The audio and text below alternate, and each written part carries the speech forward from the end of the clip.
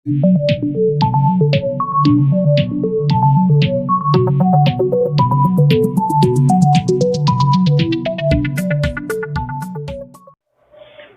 Students, concepts of physics में आपका स्वागत है। हम लोग करंट इलेक्ट्रिसिटी क्लास 10th के फिजिक्स में कल से देख रहे हैं और इसमें सबसे पहले मैं इंट्रोडक्शन टू करंट इलेक्ट्रिसिटी आपको बता रहा हूं और आज इंट्रोडक्शन में ही कुछ आगे और समझा रहा हूं, उसको आप ध्यानपूर्वक समझें। इस इंट्रोडक्शन को बढ़िया से समझने के बाद ही ये लेसन आपको क्लियर होगा। तो अभी देखें कि किसी कंडक्टर में करंट क्यों फ्लो करता है। एक बात तो आपको एकदम कंसेप्ट दिमाग में बैठा हुआ होना चाहिए कि कंडक्टर इसलिए कंडक्टर है कि उसके अंदर फ्री इलेक्ट्रॉन्स हैं, और इंसुलेटर इसलिए इंसुलेटर है कि उसके पास फ्री इलेक्ट्रॉन्स नहीं है या बहुत कम है। जिस कंडक्टर में जितना ही ज्यादा इलेक्ट्रॉन फ्री होगा, इलेक्ट्रॉन की संख्या ज्यादा हो या फिर वो मूव करने में उसको आसानी हो, यानी जितना फ्री टू मूव होगा वो उतना गुड कंडक्टर होगा। जैसे आप जानते हैं सारे मेटल गुड कंडक्टर होते हैं। तो एक मेटल जैसे ले लें कॉपर, एक एल्युमिनियम ले लें, एक आयरन ले लें। तो इन तीनों में आपसे पूछा जाए तो आप इतना नॉलेज सबको है कि कॉपर सबसे गुड है और इससे कम कंडक्टर है एल्युमिनियम और इससे भी कम कंडक्टर है आयरन। इस बात का मतलब यह है कि इलेक्ट्रॉन को कॉपर के थ्रू मूव करने में सबसे आसानी होती है, यानी कॉपर में बिल्कुल फ्री है इलेक्ट्रॉन, उससे कम एल्युमिनियम में और उससे भी कम आयरन में। यही कारण है कि कॉपर ज्यादा गुड कंडक्टर है। सिल्वर की बात करें तो सिल्वर इससे भी ज्यादा गुड कंडक्टर है, यानी सिल्वर के अंदर इलेक्ट्रॉन और फ्री है। तो अब ये तो हमने बताया आपको कि कोई कंडक्टर क्यों है, कोई इंसुलेटर क्यों है, ये बात आप अच्छे तरीके से समझ गए। अब आपको ये देखना है कि आखिर एक कंडक्टर से करंट क्यों फ्लो करता है।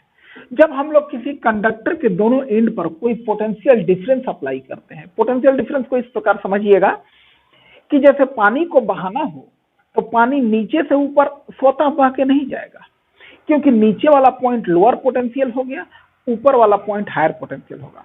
फ्लो हमेशा हायर पोटेंशियल से लोअर पोटेंशियल पे होता है, और ये पोटेंशियल डिफरेंस जितना ज्यादा होगा फ्लो उतना ही फास्ट होगा, यानी करंट उतना ही ज्यादा होगा। फ्लो को आप करंट समझिएगा।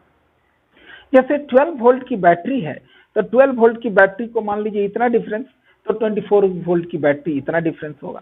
तो इस डिफरेंस पर फ्लो स्लो होगा, यानी 12 वोल्ट पर फ्लो स्लो होगा, उस कंपैरिजन में कि 24 वोल्ट पर फ्लो और फास्ट होगा। यानी इससे आपको ये कंसेप्ट होना चाहिए कि पोटेंशियल डिफरेंस जितना ही ज्यादा होगा फ्लो उतना ही ज्यादा होगा। जैसे कोई बैटरी है, मान लीजिए ये 12 वोल्ट की बैटरी है, ये पॉजिटिव टर्मिनल है, ये नेगेटिव टर्मिनल।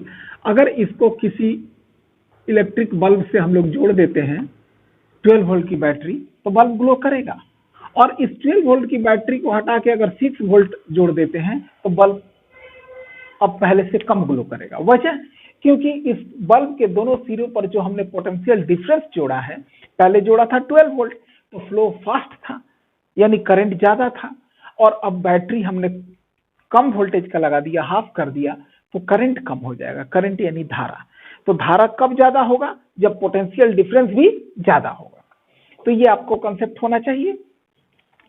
तो यानी कंडक्टर के दोनों ओर पोटेंशियल डिफरेंस हम लोग अप्लाई करते हैं किसी बैटरी के द्वारा, और बैटरी को ऐसा समझें जैसे ये 12 वोल्ट की बैटरी है तो इन दोनों में पोटेंशियल डिफरेंस 12 वोल्ट होना चाहिए। यानी अगर किसी बैटरी का पॉजिटिव टर्मिनल मान लीजिए कि +6 वोल्ट है इसका पोटेंशियल, तो नेगेटिव टर्मिनल का -6 वोल्ट, यानी डिफरेंस होना चाहिए 12 वोल्ट।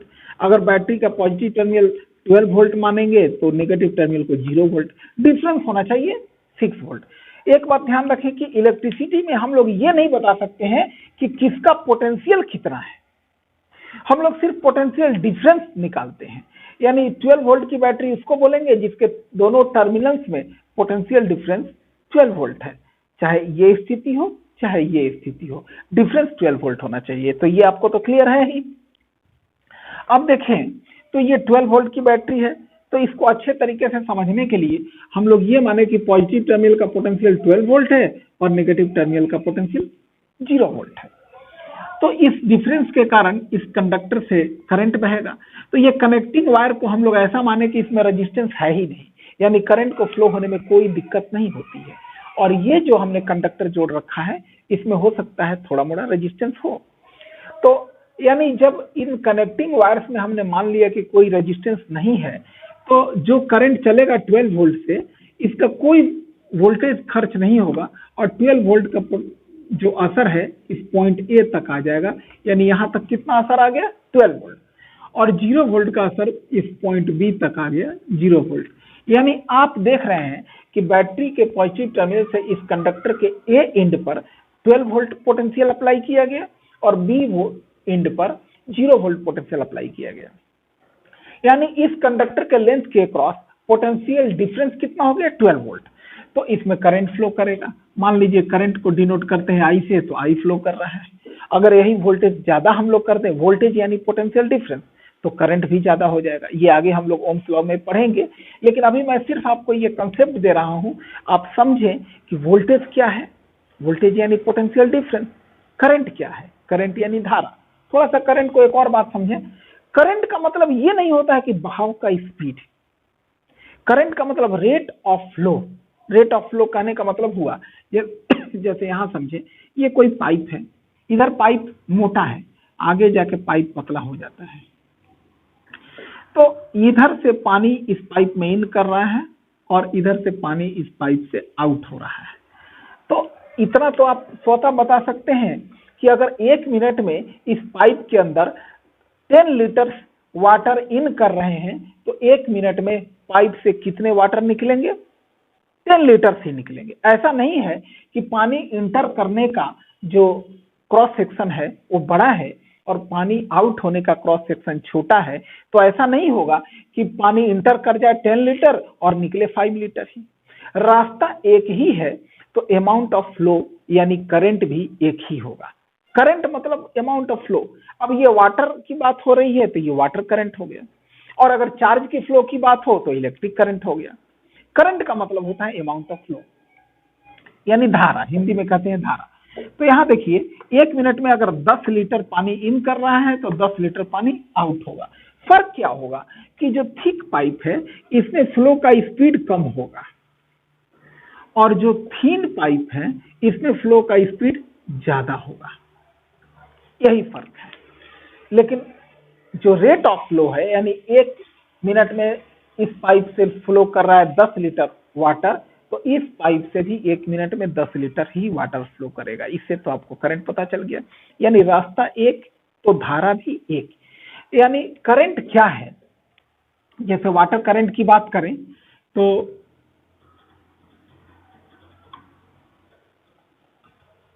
यानी amount of water,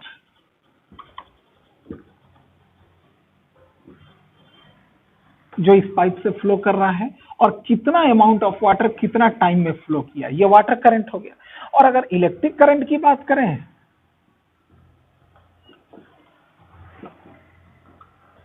electric current क्या है? तो अमाउंट ऑफ वाटर का फ्लो नहीं, amount of charge, amount of charge और डिवाइडेड बाय टाइम। यानी इलेक्ट्रिक करंट क्या है कि किसी कंडक्टर से कितना कूलम, देखिए चार्ज का यूनिट होता है कूलम, COULOMB, यानी कितना कूलम चार्ज कितना टाइम में फ्लो किया, ये इलेक्ट्रिक करंट हो गया। इन दोनों बातों को मिला के आप अच्छे तरीके से समझे तो ये करंट हुआ। और करंट कब ज्यादा होगा? जब पोटेंशियल डिफरेंस ज्यादा होगा। तो ये तो रहा बेसिक करंट के बारे में आपको जान लेना, वोल्टेज के बारे में जान लेना, और कुछ बातें आप अपने बुक से देखेंगे कि इस सर्किट में किसको किस चीज से डिनोट करते हैं। थोड़ा सा मैं आपको बता देता हूं बोर्ड को मिटा करके, इसके बाद आप देखेंगे। अब देखिए मैं एक इलेक्ट्रिक सर्किट मैंने बनाया है, इसमें 2 रेजिस्टेंस दिखाया गया। रेजिस्टेंस मतलब कंडक्टर से करंट फ्लो करने में जो दिक्कत होती है, तो वो जो दिक्कत प्रोड्यूस करने वाला फैक्टर है कंडक्टर के अंदर, उसको बोलते हैं रेजिस्टेंस। यानी जिस कंडक्टर में जितना ज्यादा रेजिस्टेंस होगा करंट को फ्लो करने में उतनी ही दिक्कत होगी। इसको ठीक इसी प्रकार समझिए कि आपको चलने के लिए अगर कोई रास्ता है तो जिस रास्ते बाधा ज्यादा हो, रास्ता उबड़ा खबड़ा हो, खराब हो, तो आपको चलने में दिक्कत होगी। ठीक यही हाल करंट के साथ है। अगर मान लीजिए करंट के रास्ते में दो तरह के रास्ते आ गए, एक R1 एक R2। ये पॉइंट A से B पर करंट को जाना है, बैटरी को ऐसे जोड़ रखा गया है, V वोल्टेज का बैटरी। तो करंट को पॉइंट A से B पर जाने के लिए दो रास्ते हैं। तो अब करंट के पास ऑप्शन है कि किस रास्ते जाए। तो करंट ज्यादा उस रास्ते फ्लो करेगा जिस रास्ते बाधा कम होगा। बाधा कम होने का मतलब रेजिस्टेंस कम होना।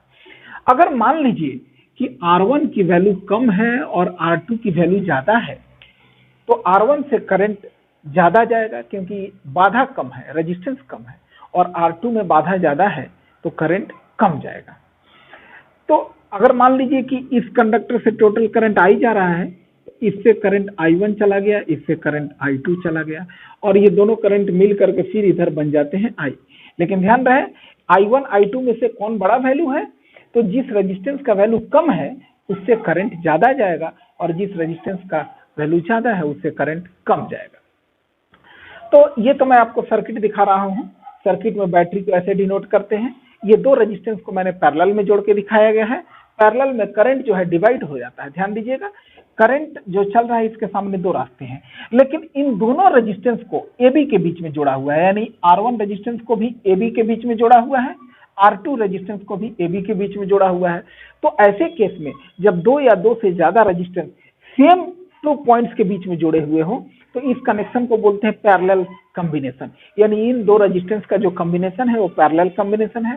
जबकि यहां देखें, ये पॉइंट A है, ये पॉइंट B है, ये पॉइंट C है।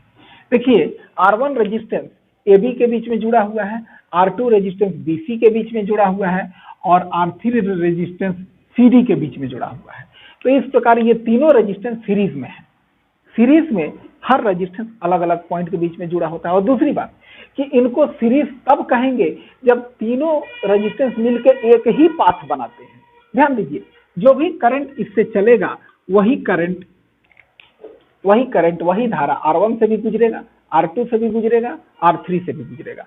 यानी कि सीरीज में करंट डिवाइड नहीं होता है। बट जो यहां से, जैसे मान लीजिए ये 12 वोल्ट की बैटरी है, तो ये पॉजिटिव टर्मिनल का पोटेंशियल 12 वोल्ट माना, नेगेटिव का 0 माना, तो यहां से यहां तक कोई रेजिस्टेंस नहीं है पॉइंट A तक आने तक, तो कोई वोल्टेज खर्च नहीं हुआ। यहाँ पोटेंशियल आपके पास कितना बचा, 12 वोल्ट। और पहला रेजिस्टेंस जब करंट पार किया तो मान लीजिए 4 वोल्ट ड्रॉप हो जाता है, तो कितना वोल्ट बचा, यहाँ 8 वोल्ट बचा। अब इस रेजिस्टेंस से भी जब करंट गुजरता है तो 2 वोल्ट और ड्रॉप हुआ, कितना वोल्ट बचा, 6 वोल्ट बचा। अब लास्ट रेजिस्टेंस में चूंकि यहां तक 0 वोल्ट बैटरी के नेगेटिव टर्मिनल से आना है, यानी लास्ट रेजिस्टेंस को पोटेंशियल डिफरेंस कितना मिल रहा है, 6 वोल्ट, तो इसमें ड्रॉप होगा 6 वोल्ट। यानी ध्यान दीजिए इस रेजिस्टेंस में कितना वोल्टेज ड्रॉप हुआ, ये 12 था, 8 हो गया घट के, यानी 4 वोल्ट ड्रॉप हुआ। इस रेजिस्टेंस में 8 इंटर किया, लेकिन करंट 8 वोल्टेज के साथ इंटर किया, लेकिन निकला 6 वोल्ट के साथ, यानी इसमें 2 वोल्ट खर्च हो गया। और इस रेजिस्टेंस में करंट इन किया 6 वोल्ट के साथ, लेकिन निकला 0 वोल्ट के साथ, यानी इस रेजिस्टेंस में 6 वोल्ट खर्च हुआ। तो यहाँ आप क्या देख रहे हैं कि 4 वोल्ट पहले में खर्च हुआ, दूसरे में 2 वोल्ट और तीसरे में 6 वोल्ट, तो ये सारे मिलकर के बन जाते हैं 12 वोल्ट। यानी आप यहाँ एक बात नोट कीजिए कि सीरीज कॉम्बिनेशन में वोल्टेज डिवाइड हो जाता है बट करंट सेम रहता है, पाथ एक तो करंट सेम। और पैरेलल कॉम्बिनेशन में करंट डिवाइड हो जाता है लेकिन वोल्टेज सेम है, क्योंकि दोनों रेजिस्टेंस सेम पॉइंट के बीच में जुड़े हुए हैं, तो वोल्टेज सेम होगा।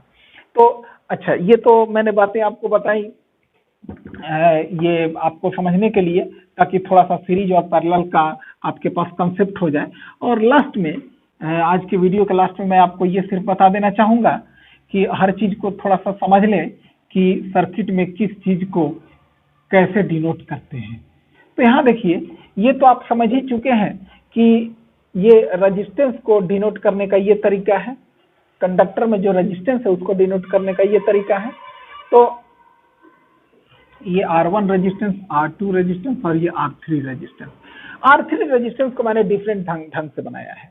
ये वेरिएबल रेजिस्टेंस को डिनोट करने का तरीका है।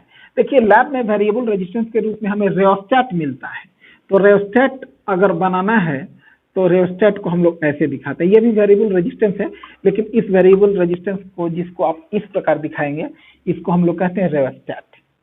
याद रखें, रियोस्टेट भी एक वेरिएबल रेजिस्टेंस है। दूसरा चीज, बैटरी को ऐसे डिनोट करते हैं, और जो स्विच लगा हुआ है जिसको की कहते हैं ऐसे डिनोट करते हैं। तो ऐसे बनाने का मतलब हो गया कि स्विच ऑफ, ऑफ मतलब ओपन सर्किट, ऑफ को कहते हैं ओपन सर्किट, और अगर बीच में डॉट दे दिया जाए तो स्विच ऑन यानी क्लोज्ड सर्किट। देखिए स्विच बनाने का ये भी तरीका है, उसको तो आमतौर पर की कहते हैं, और स्विच बनाने का ये भी तरीका है। ऐसे मतलब स्विच ऑफ यानी ओपन सर्किट, और यही जब ऐसे बना दें तो स्विच ऑन यानी क्लोज्ड सर्किट। याद रखें, क्लोज्ड सर्किट का मतलब कि उसका स्विच ऑन है, और ओपन सर्किट का मतलब स्विच ऑफ है। ऐसा क्यों नाम है? देखिए अगर स्विच ऑफ है तो ये देखिए सर्किट पूरा लूप फॉर्म नहीं हो रहा है, यहाँ पे कटा हुआ है, और स्विच ऑन कर दें, ऑन कर देने का मतलब कनेक्शन बन गया, तो अब ये लूप पूरा फॉर्म हो गया, तो ये क्लोज्ड सर्किट हो गया। इसलिए स्विच ऑन को कहते हैं क्लोज्ड सर्किट और स्विच ऑफ को कहते हैं ओपन सर्किट। तो इतना बेसिक ध्यान रखें, और बार बार इस वीडियो को देख लें, और जब कल कुछ और इंट्रोडक्शन में बाकी रह जाएगा तो मैं कोशिश करूंगा कि वो बताऊं और कुछ टॉपिक भी शुरू कर दूं। धन्यवाद।